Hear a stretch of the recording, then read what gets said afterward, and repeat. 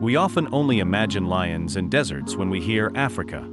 In reality, it's much more majestic. In Djibouti, there's Lake Assal, the continent's lowest point, covered in white salt crystals that look like another planet.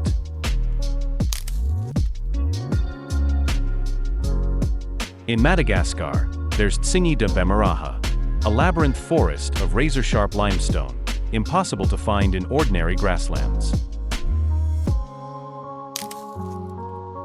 Moving to South Africa, there's Tswaying Crater, ancient meteorite evidence that created an incredibly beautiful natural symmetry.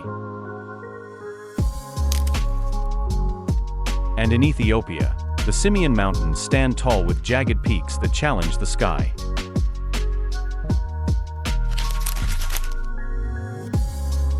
Subscribe for more discoveries.